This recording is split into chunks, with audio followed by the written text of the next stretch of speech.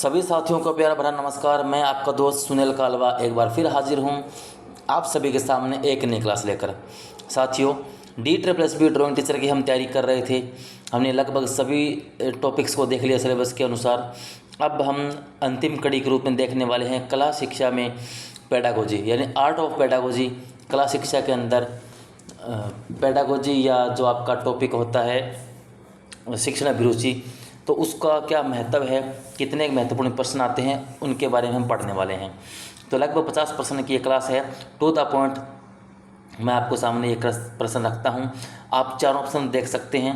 मैं केवल प्रश्न और उत्तर के हिसाब से ही चलने वाला हूं। तो अपने चारों उत्तर आप टाइम है तो पढ़कर देख लीजिएगा। तो फटाफट अपनी क्लास लगाते हैं ताकि आपका ज़्यादा वक्त खराब ना हो। आज का प्रश्न, पहला प्रश्न है, कला शिक्षा में चाइल्ड सेंटर्ड पेडागोजी का मुख्य उद्देश्य क्या है? तो छात्रों को व्यक्तिगत रुचि, अनुभव व रचनात्मकता अभिव्यक्ति को सीखने की प्रक्रिया का केंद्र बनाना।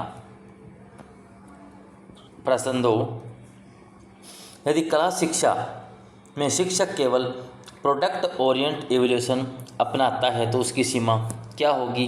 तो उसकी सीमा होगी कि छात्रों की कला प्रक्रिया और प्रयास की उपेक्षा हो जाएगी।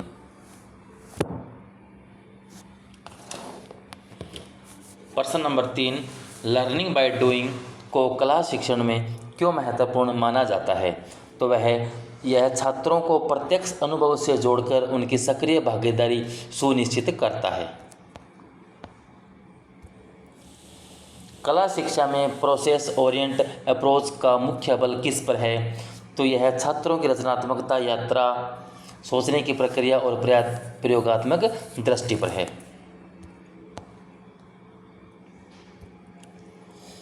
आर्ट इंटीग्रेटेड लर्निंग किस प्रकार के शिक्षण की ओर इंगित करता है? तो यह अन्य विषयों को कला गतिविधियों के साथ जोड़कर अनुभवनात्मक एवं रचनात्मक शिक्षण कराना। वाइगोत्स्की की जोन ऑफ प्रॉक्सिमल डेवलपमेंट कला शिक्षा में कैसे लागू होती है?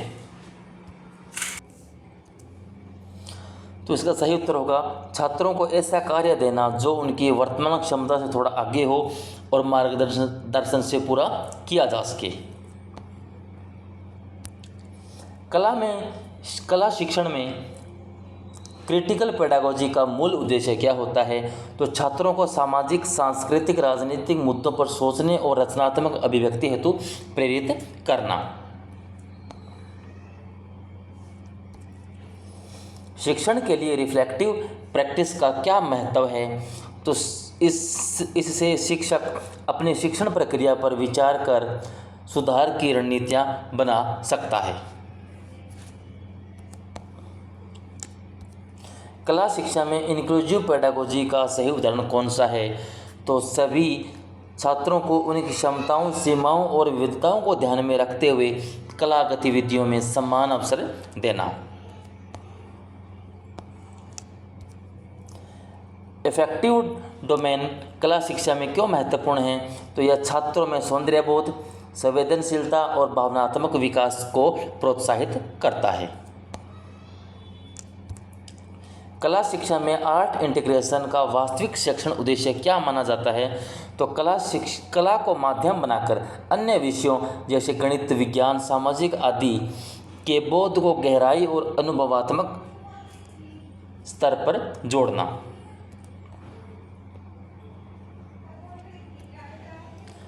प्रोजेक्ट मेथड का सही शैक्षणिक महत्व कला शिक्षण में किस रूप में देखा जाता है? तो यह छात्रों को किसी वास्तविक जीवन समस्या या विषय को कला माध्यम से हल करने का अवसर प्रदान करता है, जिससे ज्ञान और कौशल दोनों का विकास हो।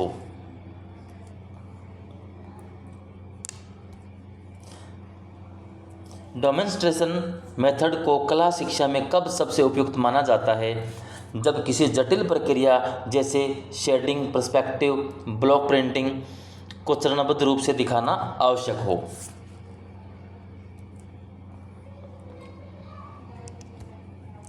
यदि किसी छात्र में कला के प्रति उच्च कल्पना शक्ति तो है लेकिन तकनीकी कौशल कमज़ोर है, तो शिक्षक के लिए कौन सा शिक्षण दृष्टिकोण उपयुक्त होगा? तो तकनीकी व रचनात्मक दोनों पहलुओं को संतुलित करते हुए स्कैफोल्डेड लर्निंग द्वारा सहयोग देना। ये स्कैफोल्डेड लर्निंग का मतलब होता है कि शिक्षक बच्चों को कोई ना कोई एक सहायता देता है और वह धीरे धीरे उस सहायता को कम करता जाता है और फिर धीरे धीरे आके बच्चा वह कार्य खुद करने लग जाता है। तो इसको क्या बोलते हैं? स्कैफोल्डेड लर्निंग।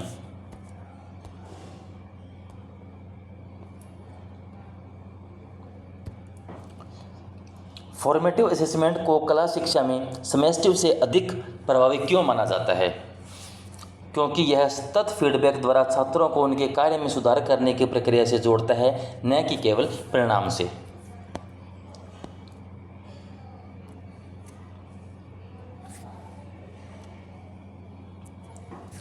कंस्ट्रक्टिविस्ट अप्रोच को यदि कला शिक्षा में लागू किया जाए तो सबसे उपयुक्त उदाहरण कौन सा होगा? तो छात्रों को वास्तविक वस्तुओं अनुभवों के आधार पर उनकी कल्पना से चित्र या शिल्प रचना करने देना। कला शिक्षा में एप्टीट्यूड टेस्टिंग का वास्तविक उद्देश्य क्या है? तो छात्र के अंतर्निहित रुचि, रचनात्मक क्षमता और दृश्य बौद्धिक कौशलों की पहचान करना। तो इतना बड़ा ये उत्तर है, ये ऑप्शन बी।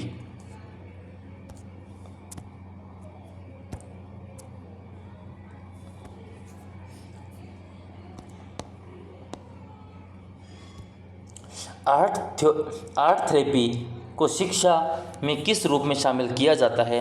तो मानसिक स्वास्थ्य, आत्म अभिव्यक्ति, भावनात्मक संतुलन को बढ़ावा देने के लिए। यदि कला शिक्षा में किसी छात्र की रुचि लगातार कम हो रही है तो शिक्षक के लिए कौन सा शिक्षण दृष्टिकोण सबसे उपयुक्त होगा? तो छात्र को उसकी व्यक्तिगत रुचि और अनुभव से जोड़ते हुए कार्य को गतिविधि आधारित बनाना।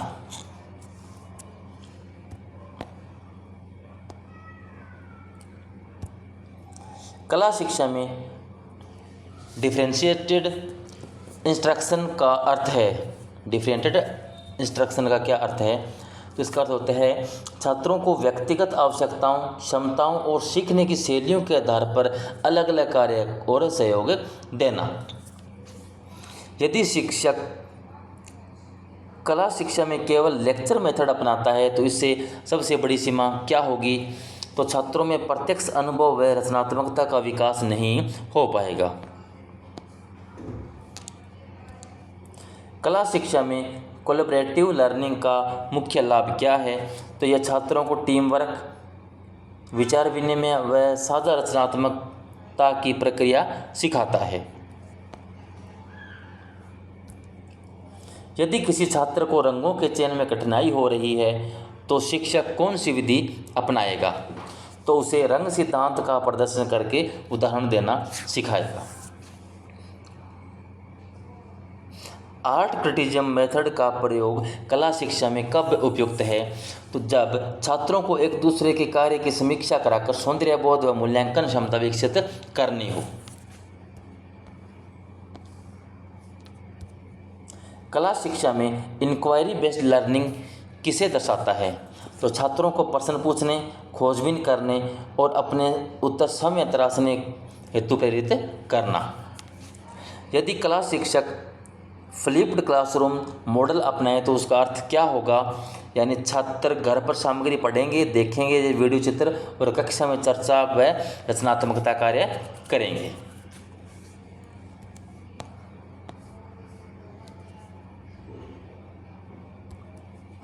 कला शिक्षा में स्कैफोल्डिंग का सही उदाहरण कौन सा है? तो शिक्षक द्वारा चरणबद्ध सहयोग देना, धीरे धीरे छात्र को स्वतंत्र बनाना। ब्लूम्स टैक्सोनॉमी में कला शिक्षा से सबसे गहराई से कौन सा स्तर जुड़ा है? तो आपका रचना करना सबसे गहराई से जुड़ा हुआ है।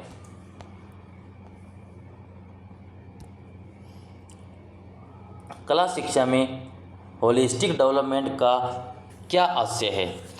तो संज्ञानात्मक, भावनात्मक, सामाजिक और रचनात्मक सभी पहलुओं का विकास करना।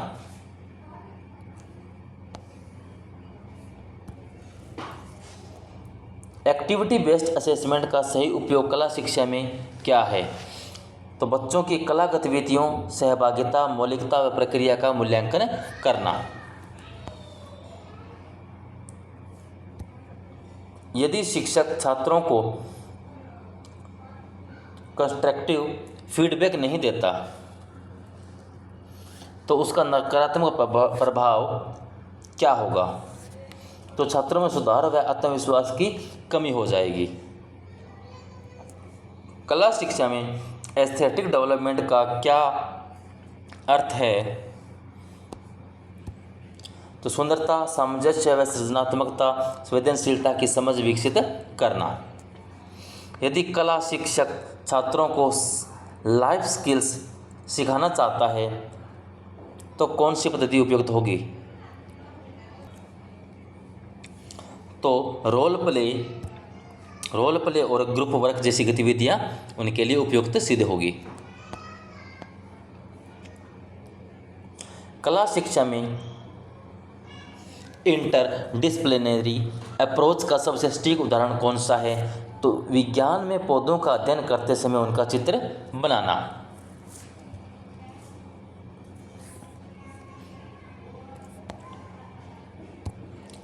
यदि शिक्षक छात्रों को कला के सामाजिक संदर्भ समझाना चाहता है तो उसे कौन सी विधि अपनानी चाहिए?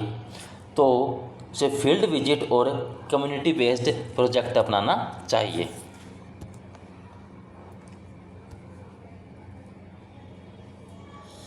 मेटाकोग्नाइजेशन का कला शिक्षा में प्रयोग कब होता है? जब छात्र अपनी सोच की प्रक्रिया और सीखने की रणनीतियों पर चिंतन करता है। यदि किसी कला शिक्षक का उद्देश्य छात्रों में क्रिटिकल थिंकिंग विकसित करना है तो कौन सा तरीका सबसे उपयुक्त होगा? तो छात्रों से प्रश्न पूछकर, बहस कराकर और रचनात्मक व्याख्या करने को प्रेरित करना।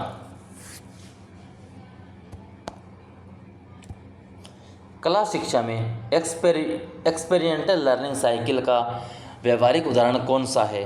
तो छात्रों को संग्रहालय भ्रमण पर ले जाकर उसके अनुभव पर चर्चा कराना, अवधारणाएं समझाना, फिर उन्हें अपनी कलाकृति में लागू कराना। तो साथियों, ये थे आपके कला शिक्षा में पेडागोजी से संबंधित महत्वपूर्ण 50 प्रश्न। 30 ये है, 20 इससे पहले थे। तो 50 प्रश्नों की क्लास पूरी होती है। अगर आपको मेरी मेरी क्लास पसंद आती है तो प्लीज़ मेरे चैनल को सब्सक्राइब कीजिएगा और मेरे चैनल को इधर शेयर भी, अपने दोस्तों को शेयर भी कीजिएगा। तो अगर आपको पसंद आते हैं तो ये कीजिएगा, वरना मैं फिर कहता हूँ ज़बरदस्ती मैं नहीं करता आपके साथ में। अगर मेरी क्लासेस पसंद आई है तो प्लीज़ देख लीजिए, अपने दोस्तों को दिखाइए।